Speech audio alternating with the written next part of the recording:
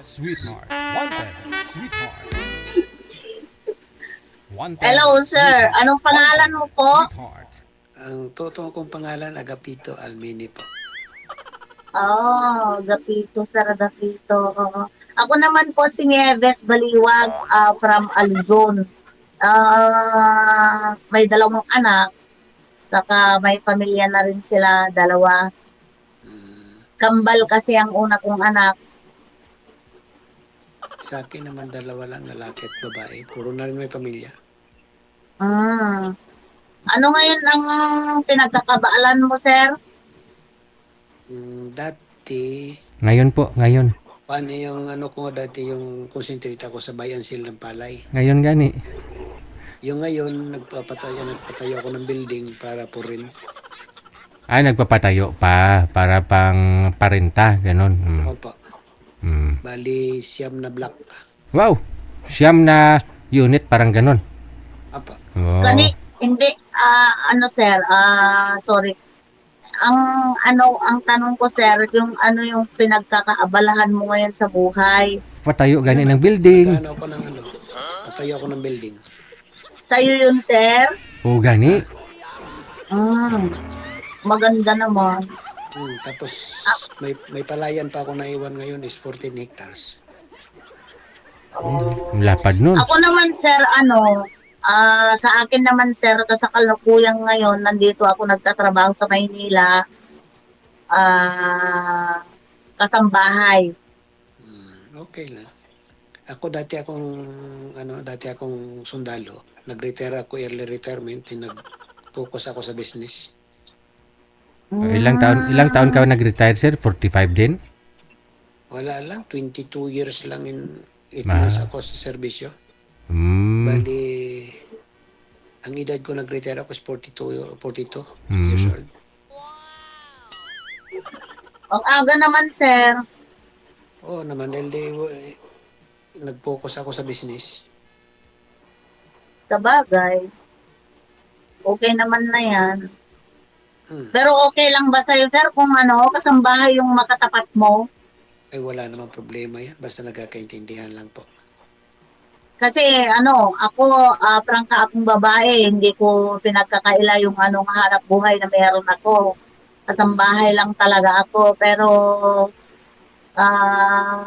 sa aming lugar din, sa aking sinubuang lugar, meron din akong naiwan doon. Pero simple lang. Hmm. Kaya lang, mas pinili ko yung magtrabaho kaysa paaruga ko sa mga anak ko kasi may pamilya-pamilya naman na sila. Mahirap din lang naman ako, kaso lang nagsumikap lang. Oo, talaga naman, ganun lang naman talagang buhay kapag ang tao, sir, determinado na magsumikap sa buhay, di ba? So ngayon, yung bloke ko, dalawa na lang ang hindi nag-open. Lakas-lakasan mo daw, sir, yung busis mo, sir. Sabi ng mga viewers natin. Yung iba po kasi natin mga viewers, listeners, mga bungol. Yung yung siyam na block, bali yung pito may laman na. Bali dalawa na lang hindi nag-open. Ay, swerte naman yung mahanap mo na kapartner mo, sir, kasi meron ng umpisa. Oh, kahit wala naman yan, may pensyon naman ako eh. Sa bagay. Pero sa akin, sir, tanong ko lang, o kaya sa ating dalawa, kaya ako sumali dito kay DJ, talagang naghahanap din ako ng kapareho na mas ahead sa pagmamahal ng asawa ko ng Mao. Kasi yung asawa ko talaga, sir, minahal ako talaga. Kaya sana, sabi ko kay DJ, maka-join din ako sa programa niya at mayroon akong makausap na kahit naman ganito lang at kausap sa pagkatapos ng ganito, kausap ko na siya sa private at hanggang sa di natin alam kung saan tayo makarating, ganun lang naman. Pero As usual talaga, sir, prangka talaga ako. Gusto ko sa isang lalaki yung tapat, hindi palagopog, Ay, hindi ako umiinom. hindi talaga pahangin lang sa isang babae eh. O, sa akin, wala akong bisyo. Di ako umiinom at saka naninigarilyo. By the way, sir, biyudo na po kayo, sir? Sir. Ilang years na 3 po? years. 3 years na po. 3 years. Ba't po pala namatay si misis mo? Nung namatay yung misis ko nung 2003. Bakit po? Cancer. Cancer din. Pareho po kayo ni ma'am. Cancer din kinamatay ng asawa.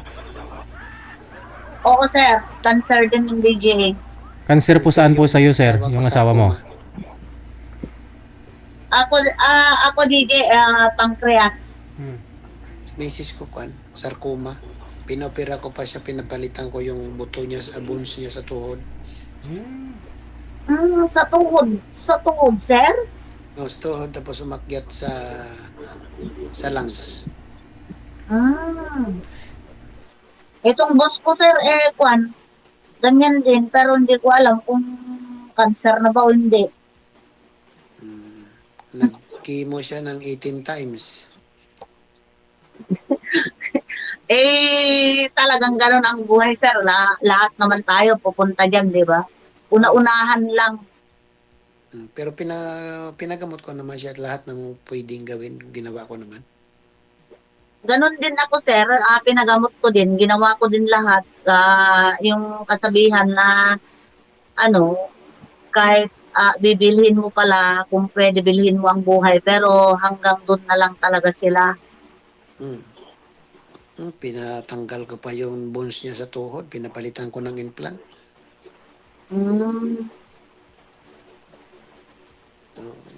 Okay naman, nadugsungan pa rin yung buhay niya.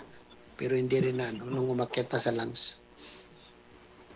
Ako, sir, 1 week ko siya pinasok sa hospital, tapos 1 week pinalabas na kami ng doktor, tapos May 24 birthday niya, May 25 namatay na siya. Sa akin, nag-umpisa siya na mag-hospital 2019. Pareho pala tayo, sir. 2019, tapos namatay siya 23. 4 years yung sa'yo. Sakripisyo nyo, 4 years, sir. Balik-balik sa ospital. Oo, matugudugo yun. chemo. Magastos. Twice a month ang chemo. Ganon talaga ang buhay. Lahat naman tayo pupunta dyan. Kanya-kanya lang ang way na binigay ng Diyos, di ba? Kaya medyo... Mabuti hindi nasimot, sir, yung mga investment mo, mga pag-ari-arian mo. Kaya nga lumit na yung sinasaka ko. Dati mga 29 hectares yan. Laki. Nabinta mo na ho yung iba. Lahat siya sa akin yan. Sangla. Ganon din ako, sir. Ganon din ako. Kasi ako dati dito nagsusupply ng bigas sa Canlaon City. Bali, nagmimiling ako dati. Volume ang milling ko. So, ako nagsusupply sa city. Sir DJ, sama naman ng palad naming nagkatapat. Pareho pa naman kaming ganun ang sitwasyon. Nagkatapat kami sa DJ sa na parehas ang pinagdaanan. Nagkatapat naman kami, Sir DJ, sa Malay nyo, magkasundot kayong dalawa. Pero sa akin, Ma'am Nibis, wala kang problema, hindi ako binom simula. Hindi ako binom at saka sigarilyo. Ay, minsan naman ako, sir. Yung sabi ko sa'yo, prangka ako. Minsan kasi ako, spoiled ako noon sa asawa ko. Pero, paminsan-minsan lang naman na na-spoil. Pero, sa pag-inom, nag-iinom na noon yung asawa ko. Yung misis ko noon, pinapabayaan ko na umiinom din yun. Sa ako baliktad nga eh. Ay, ang bait. Kung sakali, sir, pag kuminom ako, okay lang ba sa'yo? Yung misis ko noon, pinapabayaan ko lang naman yun. Ay, swerte ko naman, DJ.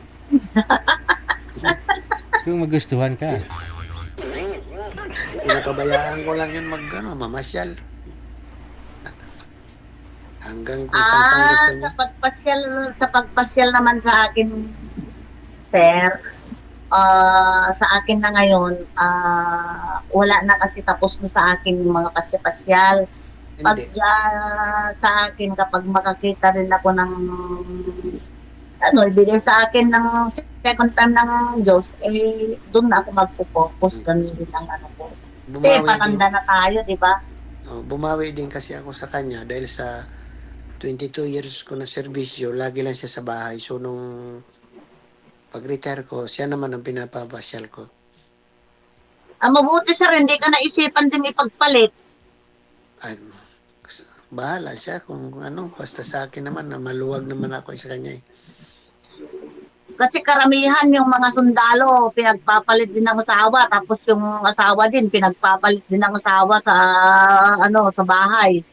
Hindi, bago ako nagpunta ng Mindanao, pinatayuan ko siya ng bahay dito.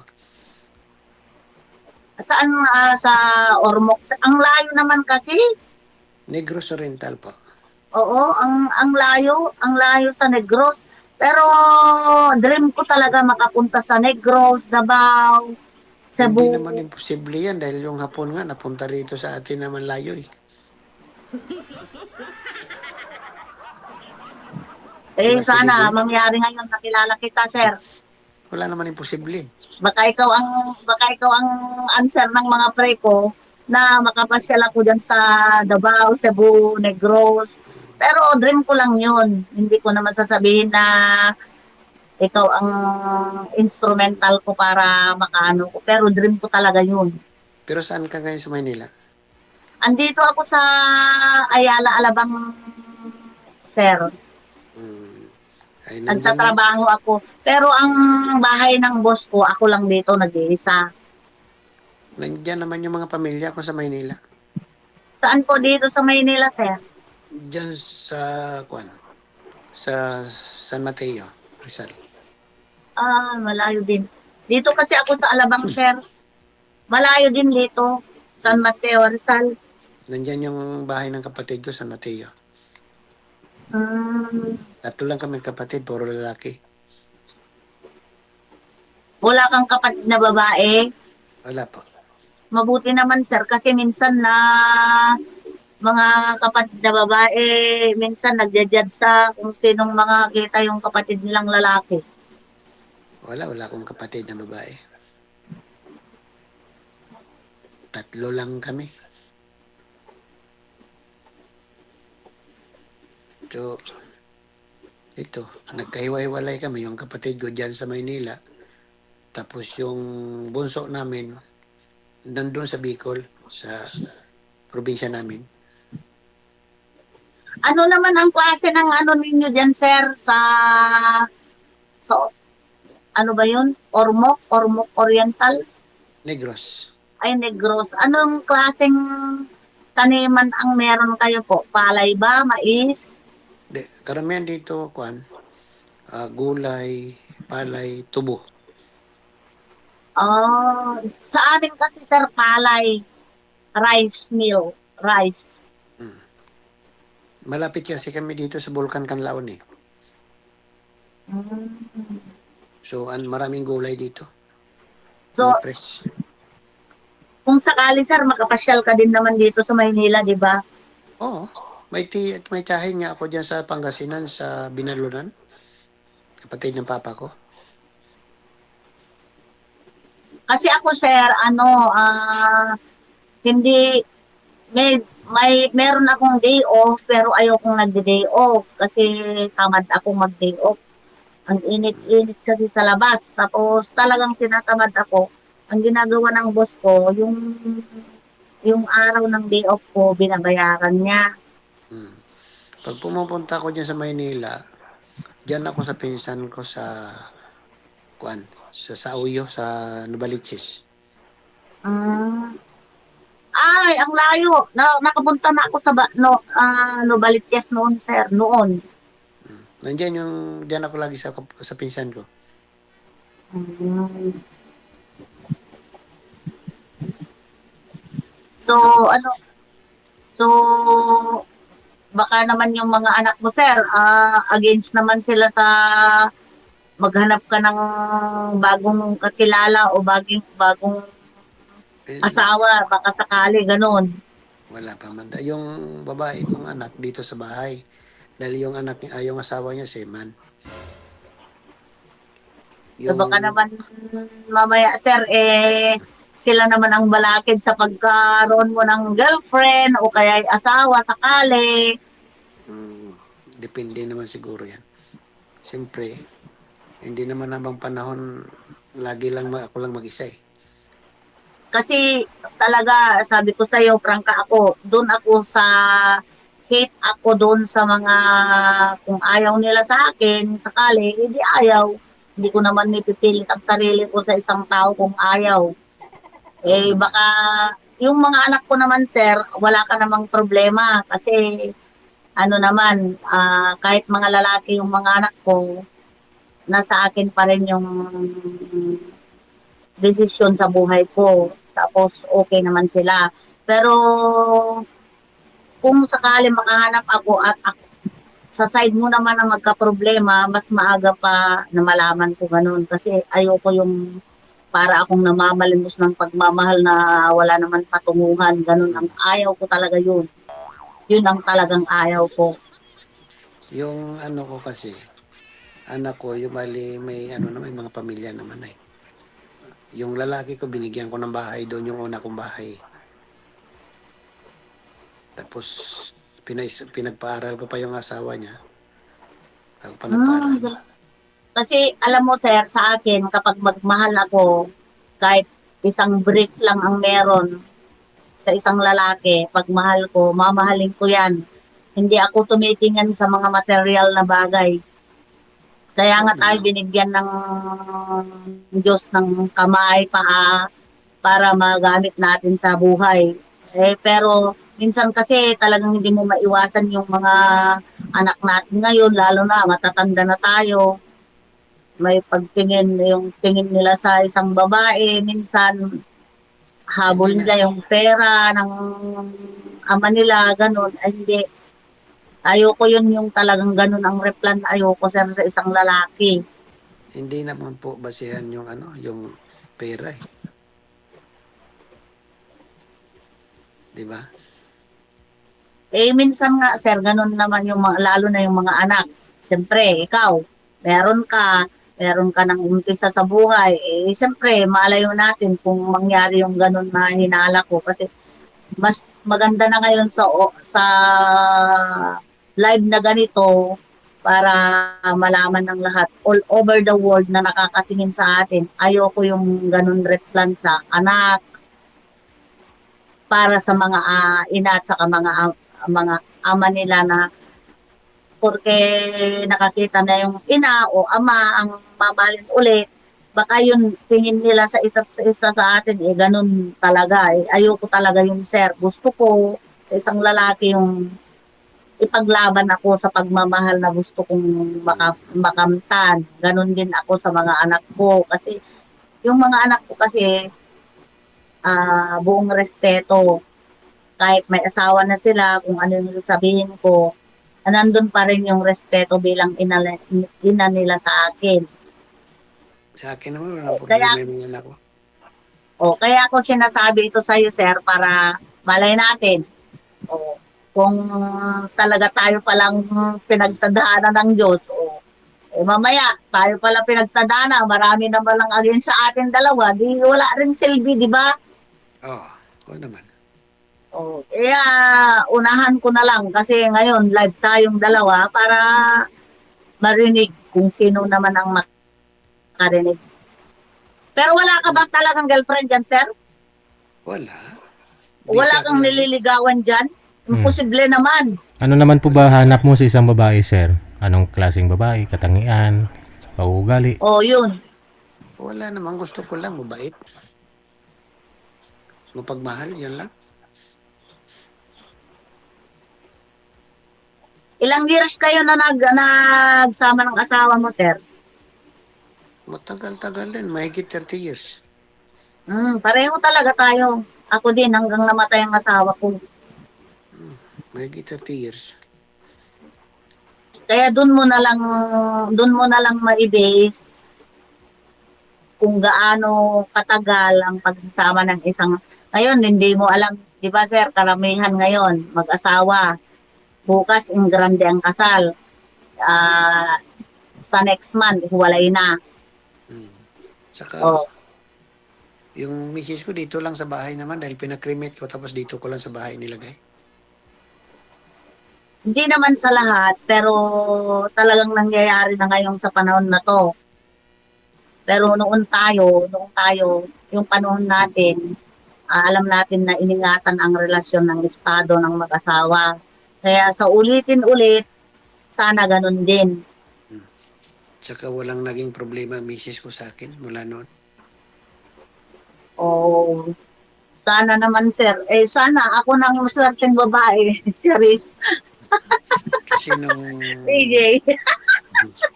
pag-retire ko, DJ, binigay ko lahat sa kanya. Ang na siya naman ang makapagpasyal eh.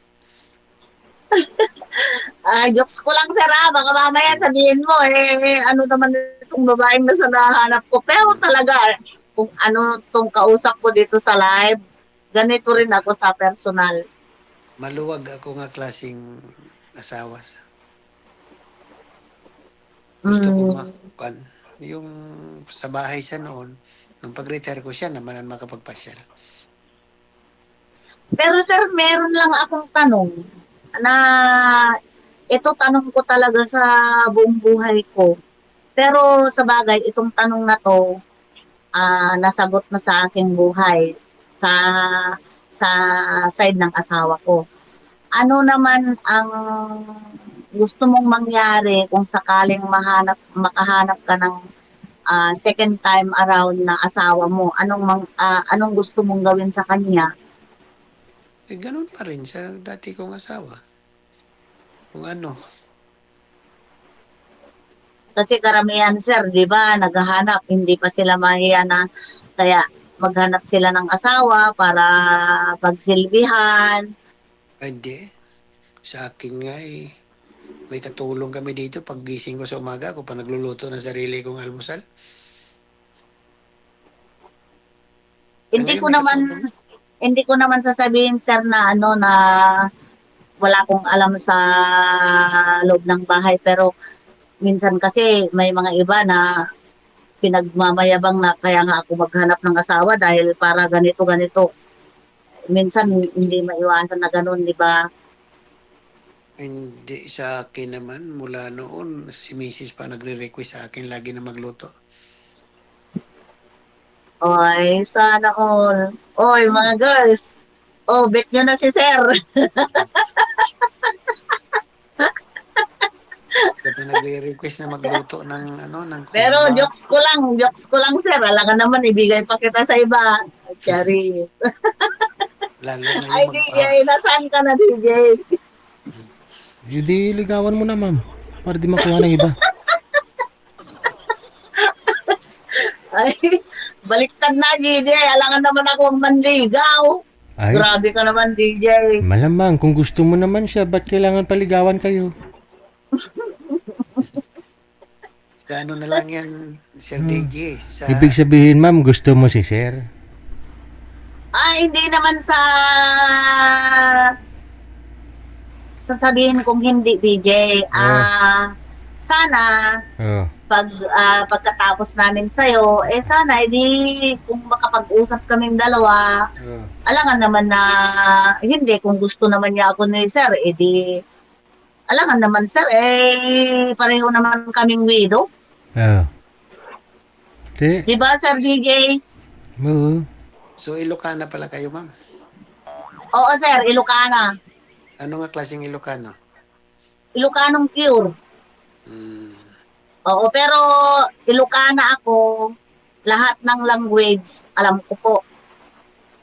may nakakaintindi ako ng Wag lang sa Japanese. Kasi hindi pa ako nakakaintindi ako ng nakapag-aral ng Japanese. Kaintindi ako ng Ilocano dahil marami kong kasama na Ilocano. Marunong ka rin mag-Chinese, ma'am? Hindi nakakaintindi ako DJ pero hindi ako nakakapagsalita ng Chinese. Sandama. Naintindihan ko ang Chinese pero hindi ako nakakapagsalita dahil mahirap yung Chinese, Japanese, Sandama? ah, Sandama? Arabic sir, ayun, napag-aralan ko kasi nag-abroad ako noon sa Kuwait. Wala na ako dyan. Sa mga ganyan, mga kung ano, ang alam ko lang dito lang sa sa Pilipinas na mga language, may alam ako konti. Ano naman Oh, pong, iba. mga ilang taon pong babae, ilang taon po na babae sir ang gusto mo? Sa edad po sir, anong bracket? Ano pong minimum gusto mo sana, maximum na edad? Yung gagaya lang din sa akin. Gaya mo. Oo. Hindi pala ako allowed dyan, DJ, kasi 52 pa ako, 16 na si sir. Oh, Hindi yung gagaya ko rin hindi magkalayo ba? oo. Mahirap naman yung mas matanda pa sa akin, di wala na. Mas maganda yung mas bababa sa akin ng edad. Kasi 52 ako, DJ, di 16 ni sir. Kasing edad, 8 years lang hanap ni sir. Yung mga anak niyo po sir, ano pong trabaho ngayon? Sa akin, yung anak kong babae, dati ito sa call center, Oh, nung nagkasakit si mama niya, pinatigil namin. oo. Tapos yung lalaki ko, dati sundalo, umalis, nagpatuloy mag-aral. Oo. Ngayon, graduate na siya ng teacher. Pinapaaral ko sila mag-asawa. Yung asawa niya, nagtatrabaho na ngayon sa Register of Deeds. RD. Ikaw ma'am, mga panganay, anak mo, I mean, dalawa po yun, kambal eh, no? Ano po mga trabaho? Ako DJ. Oo nga ni, anak mo kambal, ano pong trabaho? Yung isa DJ, security guard sa hospital. Tapos yung isa naman, nandito ngayon sa Maynila, nagtatrabaho dito sa caretaker din sa isang kumpanya. Oo. Sige. Yun lang, DJ. Nandito kaming dalawa mag-ina, pero yung isa na sa Cagayan. Yung babae ko Okay. kasi, pinatigil ko sa pagtrabaho dahil sima naman yung asawa. Tapos ginawa ko siyang sekretary ngayon. Magmamanage Siya ng business ninyo, sir.